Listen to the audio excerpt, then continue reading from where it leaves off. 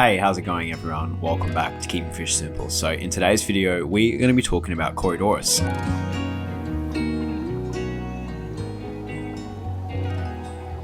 In particular, we're going to be talking about everything you should know before keeping Corydoras, and I'm going to be giving you guys 7 tips and pieces of advice that I wish I knew when I was a beginner. For everyone here who's wondering, what do I know about Corydoras? Well, I don't know as much as the experts do, but I do know quite a bit. I've been breeding quite a few different types of them, and by no means am I an expert at breeding them, but I do have a lot of things that I've learnt over the past couple of years of keeping them that I'm going to share with you guys, and some pieces of advice that'll help your Corys to either start breeding or to at least feel really comfortable in your tank and definitely prevent them from dying, because these guys are very hardy fish, and if you're having issues with them, you're not going to have issues hopefully by the end of this video if you listen to all the advice. So I guess without any further ado, let's get started on the advice, and hopefully I can help you to have a lot of success with your Corydoras.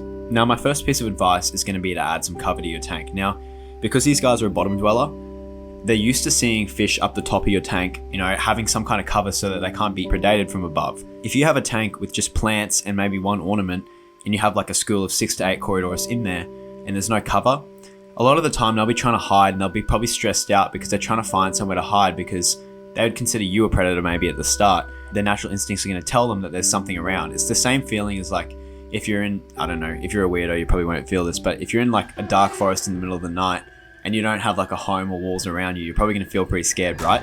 That's the exact same feeling that the Cory is going to feel naturally when they're in your tank without cover. So there's some really easy ways to add cover to your tank.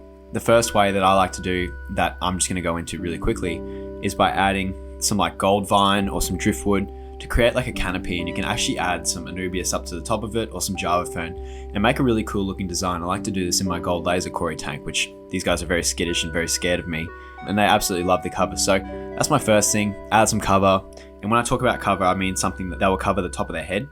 You can also use like coconut hides and things like that. They'll probably enjoy that. It's just some overhead cover to make them feel like they can't be attacked from the top easily and that they're hiding, and that'll help them a lot to feel a lot more comfortable and a lot less stressed. The second tip is to keep these guys in larger schools. This is a really important piece of advice. A lot of people will buy like 1 or 2 Corys and create like a Noah's Ark of Corydoras. So they'll have like 1 bronze, 1 albino, 1 panda, and 1 Julii. And they'll have 4 Corydoras, but they're all different. And they're not going to school together well. They might school together, but they're not going to be happy like that. What I recommend for a lot of people who are keeping Corydoras is to keep them in at least a school of 6 to 8 per type of Corydoras. If you have your albinos, you'll want to have 6 to 8 of them. And then you'll also want a school of 6 to 8 bronzies. That's why you can't have like a Noah's Ark of these guys unless you have a huge tank. A lot of people will do what I just told you not to do, but it doesn't work in my opinion, and it's not the best thing for the fish. These guys, they're found in schools of hundreds in the Amazon, and you'll be actually surprised to see how many hundreds that I'm talking about. Like, there's so many of them in these schools, and they are a shoaling fish. They're not actually a schooling fish. They do feel a lot more comfortable in numbers, and they're not going to feel like the same feeling that they would feel when I was talking about before without the cover. They're going to be a whole lot less stressed if there's a group of them, and they'll feel like they're safe. So keep them in larger schools. That's why you should do your research before you buy Corydoras and pick out the coolest one that you want before you go out and buy your type and you're stuck with a school of 6 to 8 that you don't really enjoy. So that's my second piece of advice, keep them in larger schools. Now my third piece of advice is going to be to make sure they're getting food. Now because these guys are bottom dwellers, they're obviously down the bottom of the tank, and there's going to be a fish normally above these guys that's going to eat the food before it gets to them. And sometimes you might not notice it, but they're not going to be able to eat because you're not adding enough food to the tank, or the food's not even getting down to the bottom, and then your Corydoras are slowly going to starve. That's a really easy thing to fix. Just make sure they're getting some food down the bottom. You might have to actually manually go down to the bottom of the tank and drop the food down there so they can eat it. We're going to talk more about food in a second, but that's a really good piece of advice, is to make sure your Corys are actually eating. A lot of the time, if you have some really aggressive angelfish above or some rams, they're going to eat all that food before it can get to the Corys, and then they're just going to starve. And then tip number 4, continuing on with the food theme, is to give them some worms. These guys absolutely love worms. And when I talk about worms, I'm talking about black worms and bloodworms. I'm not actually a big fan of bloodworms anymore. They've bloated a lot of my cichlids, and they're not really good for cichlids. But for a tank with just Corydoras, bloodworms are absolutely fantastic. I've never had issues feeding bloodworms to my Corys. They can handle the protein, and they really enjoy them.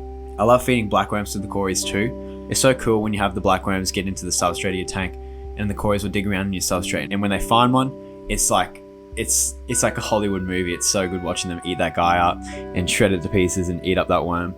It's really cool. It's really enjoyable to see, and a lot of people don't enjoy their Corys enough by adding live foods. Live foods just, turn these guys into a completely different fish, and make the experience of keeping them so much more enjoyable. So a lot of shops will sell blackworms. Just go and ask them. They might not sell them, but you can buy live blackworms. You can definitely buy frozen bloodworms, and that's like a similar experience. It's not as good as the live blackworms, but they still enjoy it. And the reason I also say to feed worms, it's a really good food for their diet and it helps to balance it out. And the more worms you feed, the more likely you are to have breeding because they're so full of protein and they're going to help the females to develop eggs. Yeah, I just absolutely love feeding worms to my Corys.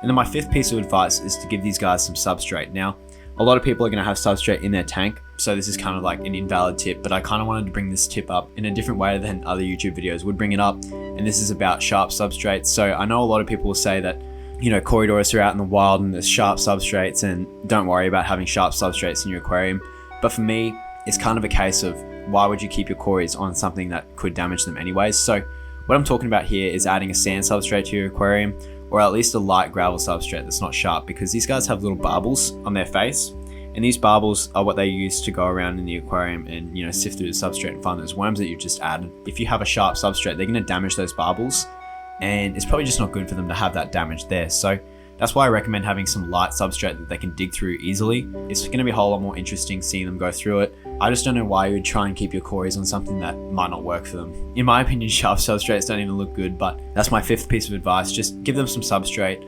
and try and avoid sharp substrates so they don't damage themselves. And then my sixth piece of advice is going to be to add some tannin to the tank. So what are tannins? Tannins are the humic acids that come out of wood and decaying pieces of leaves and things like that add like that brownish tinge to your aquarium.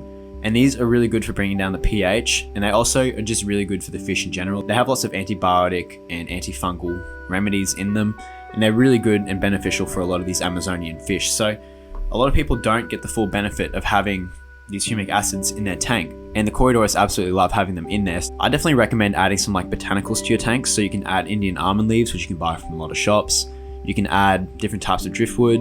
You can even find your own botanicals in nature, and you should do your own research on that before you add anything to your tank. But there's lots of different botanicals that you can add to your tank. When these guys start to bring out that humic acid, it makes the aquarium look like the Amazon, and it'll actually help the Corys to feel a lot more safe because the tank's going to go a little bit more dark and the pH is going to come down, and they're going to feel a lot more at home if you do that. That's another good piece of advice. I add botanicals to all my Corydoras tanks. It's really good because if you lower that pH and then you do a water change and it goes from having lots of acid in the water to no acid, sometimes that can actually trigger the fish to spawn. So that's my sixth piece of advice, to add some botanicals to your tank.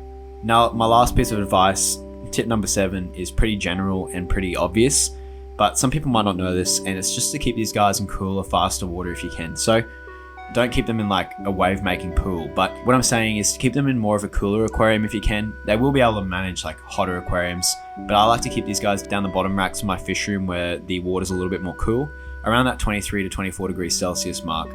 I could keep these guys at 28 degrees, but they just don't enjoy it. It seems to burn them out a little bit, and that's not really where they're found in the wilds. They like to be kept in cooler tanks, and I also add like a power head if I can to each tank, because I just like to have that flow in the tank. They don't really like stagnant water too much. I mean, some of them do, but for the most part, they will enjoy a little bit of flow.